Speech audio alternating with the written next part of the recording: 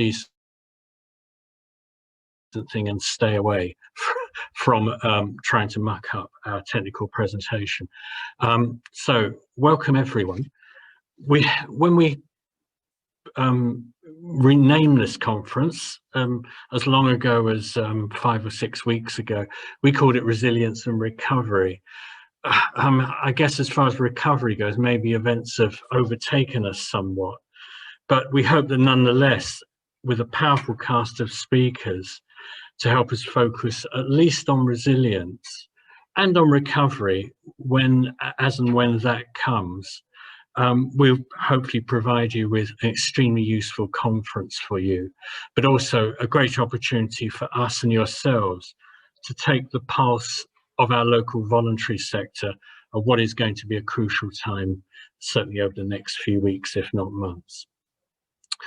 Now, as this is our first e-conference, and maybe it's the first time many of us might have used Zoom, I'm going to need to give a few words of explanation. We'll reiterate these explanations in the chat section of Zoom. Firstly, we're recording the event. Now, if anybody doesn't want their their audio contributions recorded for posterity, then do let us know, and then we'll just simply edit that out of the final audio recording. Now, normally our regular face-to-face personal conferences last until mid-afternoon. We think everybody would be zoomed out by then, so we're only going on till 1. Now, in order to keep to a fairly tight timetable, there's a few things I would like you to bear in mind. Now, the way we're doing things today is that we have speakers, we have a plenary, and we have a breakout session. Now, if this was a live conference, person to person, we would have presentations, and then after 1 or 2 presentations, we would ask people to put their hands up and ask their question. Now, in order to compress today's meeting, what we're asking you to do is to use what's known as the Q&A section of Zoom. It's similar to chat. You use it the same way, type in your text, but instead of using chat, you use Q&A. So if you move your cursor towards the bottom of your screen, you should see a box called Q&A come up. Type your questions in there. And I'd ask you to type them while the speakers are actually speaking. In that way, I can have the questions ready to bundle up if necessary and to share those with the speakers at the end of their presentations. So that's the first thing. The second thing is, because we have 2 modes today, we have a general session like now, and we're going to have like a breakout session as well. We're going to use 2 modes of Zoom. So when the time comes, we will ask you to leave the meeting and then use another login, which is in your agenda, and you'll use that to go into the breakout session, where you will be allocated one of 5 breakout rooms. And in each of those breakout rooms, one of our colleagues, kindly from Islington Council, from the VCS team, will facilitate a breakout session where 5 short questions will be asked, and your answers will then be kind of grouped together. And then when we come back to the after the breakout session and prior to the plenary session, we will share all those answers. Now, when we come back from the breakout session, you use the original link. You leave the meeting, leave the breakout session, you leave Zoom again, and then after that, join again using the link you're using now. If that's complicated, don't worry, we will reiterate that throughout the meeting. So that's pretty much it. What I hope to do now is, I think both of our first 2 speakers are here, and thank you for them. We have two speakers and then a question and answer, and if I remind you, use Q&A to put your questions in. Put a question, brief question, and your name and your organisation, so we know who you are, who the questioner is. So first of all, may I introduce Mr. Martin Brooks, who is the Chief Exec of London Plus. He's also been instrumental in setting up pro bono economics and had, I think, a role in the New Economics Foundation, if I'm correct there. He's going to do a presentation looking from the mountaintop view on policy, how that looks from central and London points of view, looking at funding and volunteering, and also the future for infrastructure organisations like ourselves. So without further ado, may I hand over to Martin Brooks. Thank you. Okay, thank you, Anthony. Good morning, everybody. I'm going to try and share my screen. So let's see if I can get this to work. So I have some slides. Here we are. Let's see if this works. I'm going to speak for, does that work? And can people see those slides? Say London Charities. Can you give it a thumbs up, Anthony, if you can see it? And then maybe that's it.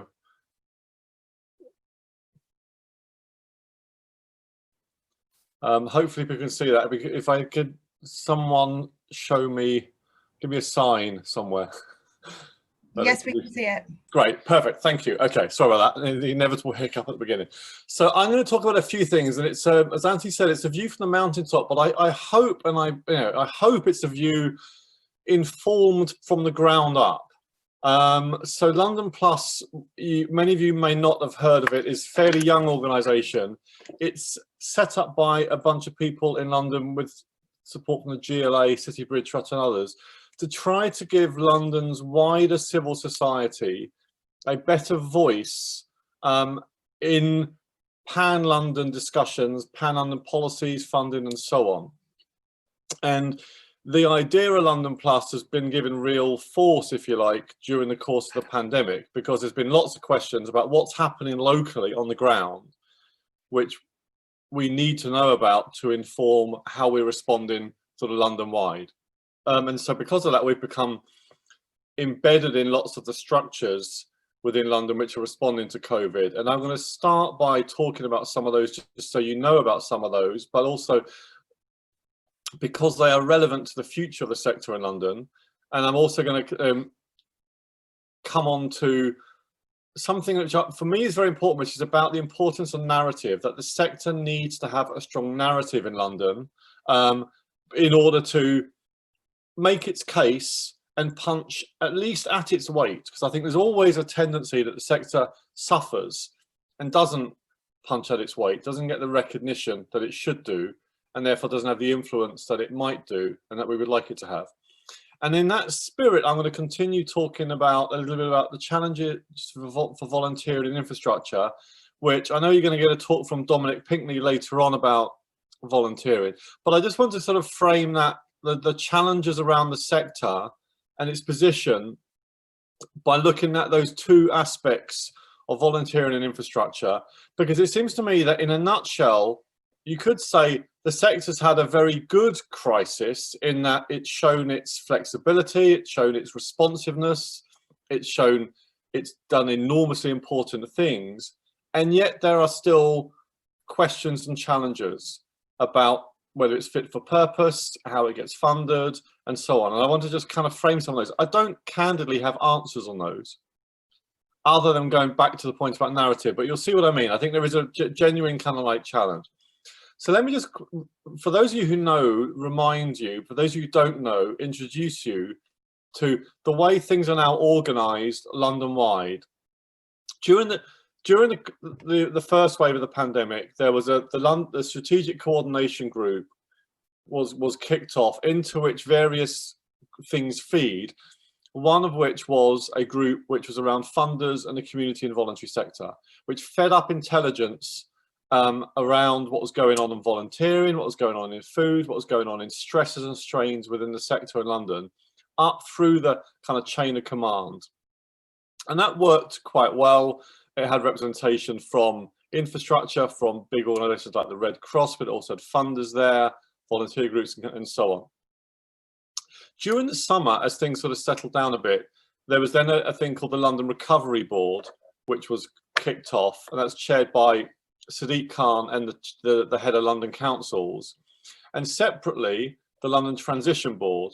London Transition Board was chaired by Sadiq Khan and the Secretary of State for Communities from MHCLG. This was a slightly odd pairing, Robert Jenrick and Sadiq Khan, as kind of co-chairs or something. And that transition board was to try to manage the transition of London through to a recovery, and then a recovery board was looking at the longer term. That transition board has representation from communities and from civil society in it, and you can see on that sort of block there on the right where it says London's communities, the sort of on the ovals, the second down from on the right. But now, as of literally the last week or so, that transition board has basically been put on ice. And instead, what we are now back with is we're back with a strategic coordination group to look at London's response immediately during the kind of second wave of the pandemic, with a very, very real prospect of further restrictions, moving into tier 2 and so on, with all the issues around outbreak control, track and tracing, food, befriending and isolation and so on. So that strategic coordination group comes back to life, replacing the transition board, but the recovery board continues its work. Now that's important for the sector because the recovery board is a focal point for where the sector can play into wider narratives and policies within London over time. I think civil society, the VCS and wider civil society must engage fully with all of those structures, and it kind of needs to be at the table, making its case, showing its value, contributing in all of those structures. And there are lots of people who do that. There are several. So, you know, so Angela Spence, who you're going to hear from later on, is on the London Recovery Board, as is Jake Ferguson from Hackney CVS, as is the head of Trust for London, Barrett Mehta, and the head of City Bridge Trust, David Farnsworth. So there is representation in all of the places, and I think it's really important the sector continues to engage, to feed intelligence into those things, to contribute to narratives around London in the short term in terms of the crisis, and in the long term in terms of recovery, where the sector plays its role. So let me talk a little bit about the missions for London's recovery, because this I think is quite important. There are now, the London Recovery Board has approved or is about to approve 9 missions for London, which will guide aspects of its recovery. And the idea is to take what's happened and to build on it, but in that sort of catchphrase, build back better. Now I say it's about to improve. 8 of the 9 missions have been absolutely now approved by the Recovery Board. And the bottom right one, which is really one about communities, about civil society, that's about to be approved. And I'll spare you the agonies of how we got to this point. But essentially, there will be a 9th mission, which is about, it says they're enabling resilient communities. It's actually called something different. I'll show you that in a moment, but this is a sort of GLA graphic. And I think that gives a direct mission, which is about civil society in London, across the whole of London. And it also provides 8 other areas, 8 other topics where the sector needs to be heard. It needs to have influence. It needs to influence discussions and debate and policies around mental health. It needs to influence the idea of a new deal for young people to make sure the most disadvantaged young people are properly and appropriately helped and supported. It needs to engage with digital access for all, so that digital inclusion is something which is stamped out for those the most disadvantaged, and so on and so on. So again, it needs to properly engage with all of those things. But let me touch on the 9th one, which is the most immediately and directly relevant to the sector in Islington and beyond, across all 32 London boroughs. And that is the one which on the previous slide it says enabling resilient communities, is actually going to be called building strong communities. So the slide that you'll see here in the black, that is the kind of the GLA slide, which will, and the language around communities, which will be approved by the London Recovery Board at the sort of highest level with Angela and all her peers across from the whole of London in coming days or weeks. The challenge is to put flesh on what that means. So there's a mission, and I'll spare you what a mission means, but it's basically about being measurable and defined.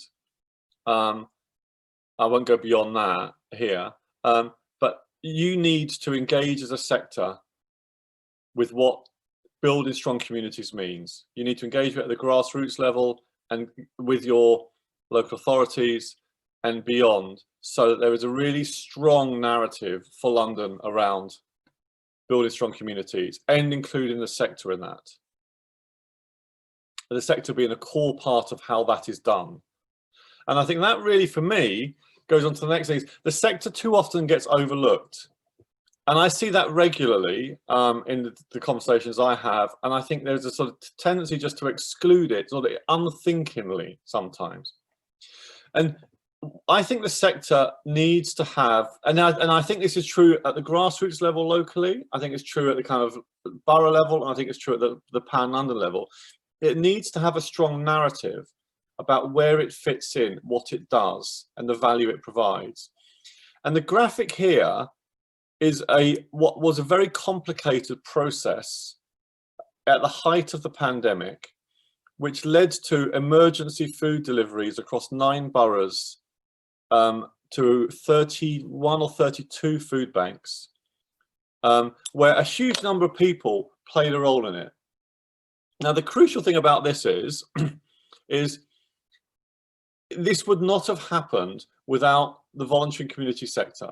There would not have been the information flows, the collection of information, the communication of that through the kind of structures, right up to the point where the GLA, and as you can see there, there's a tweet from the Mayor of London, Sadiq. He wasn't wearing a mask in those days, back in April, but he tweeted after that Easter weekend about how having triggered this emergency food supply. Now, the sector played a vital part in that.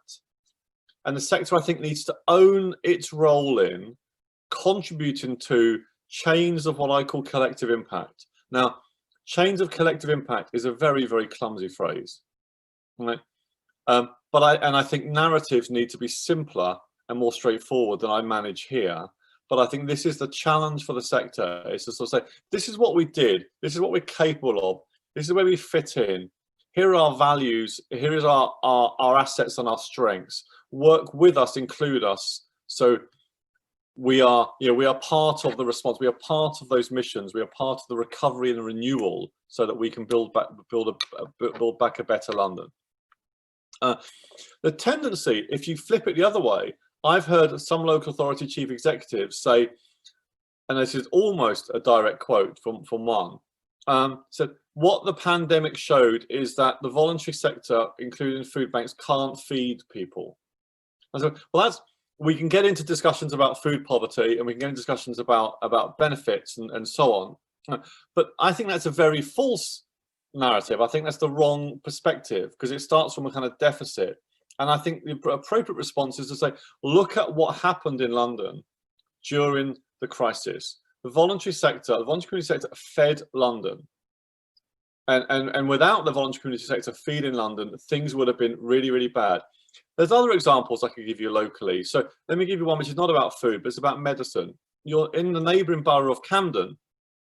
The system of delivering prescriptions to households who couldn't pick them up, it collapsed.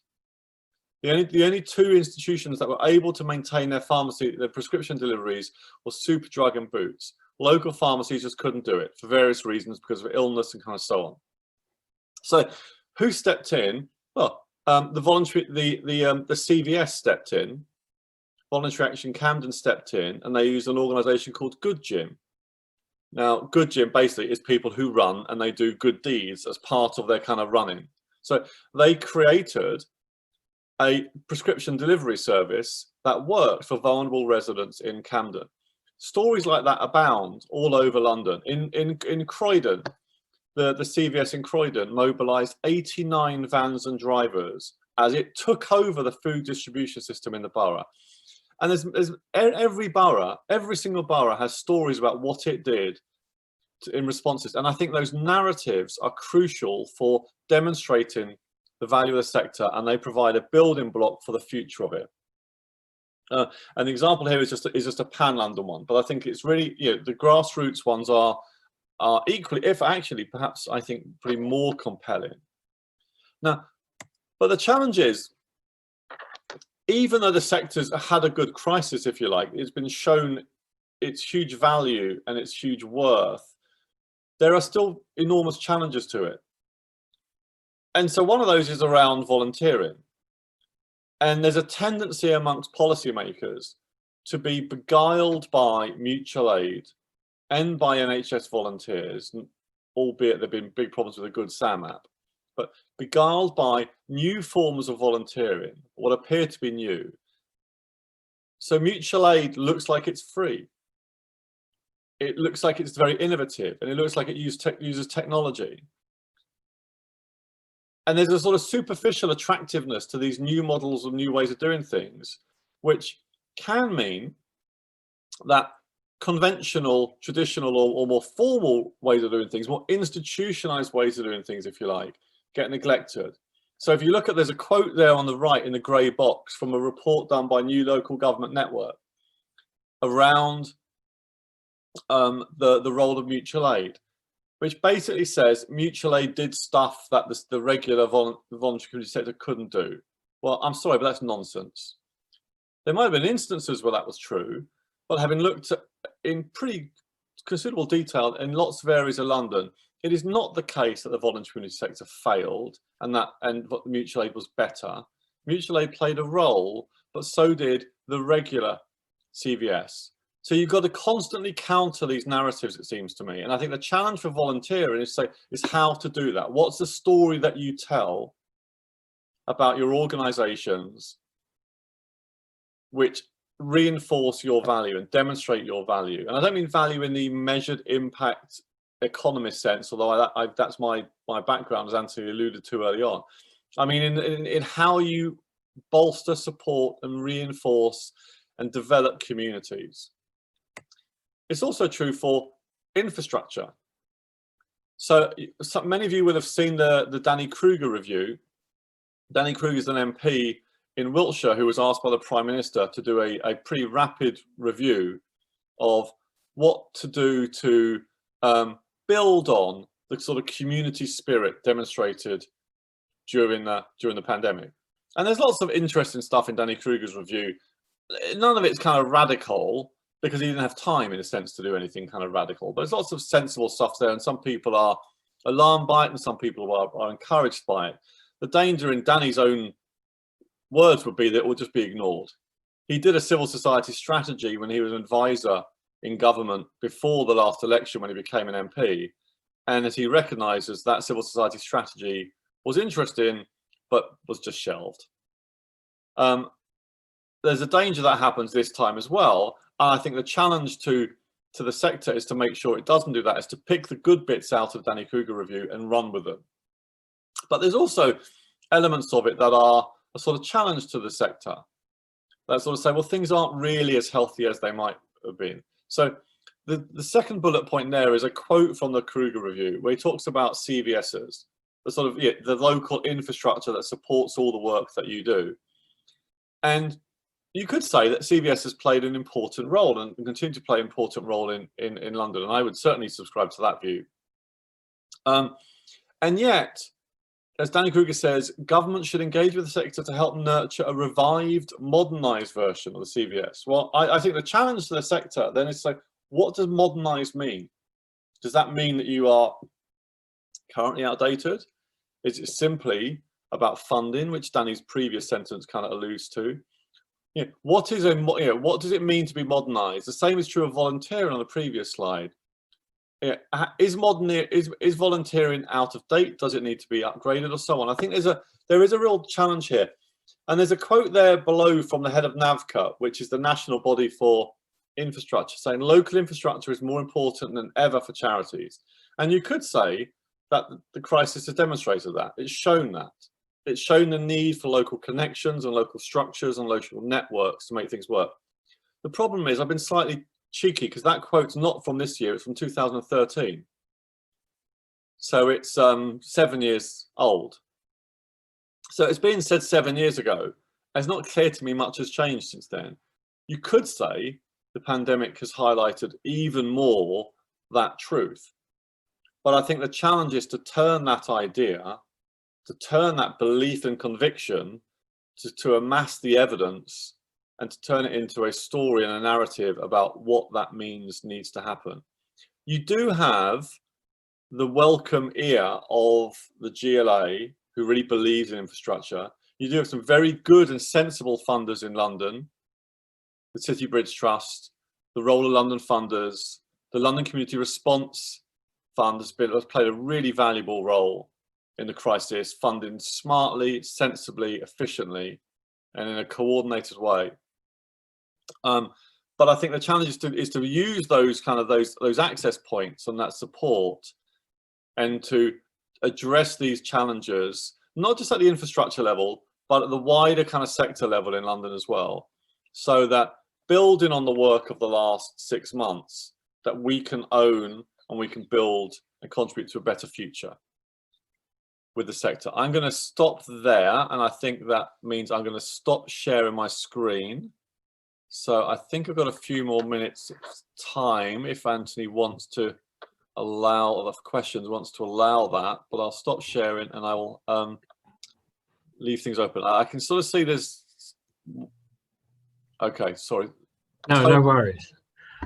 Martin, thank you very much for that wonderful presentation. And as I should have said at the beginning, London Plus is about representing, although it was a mountaintop view, it was informed mainly through London Plus's work, you know, working with civil society organisations. And I do take on board your point about that, you know, about we've proved our worth, but maybe do those higher up appreciate that is an open question, and that we still have a task to play locally in, as they now call it, building strong communities, that particular 9th strand of what was the recovery plan.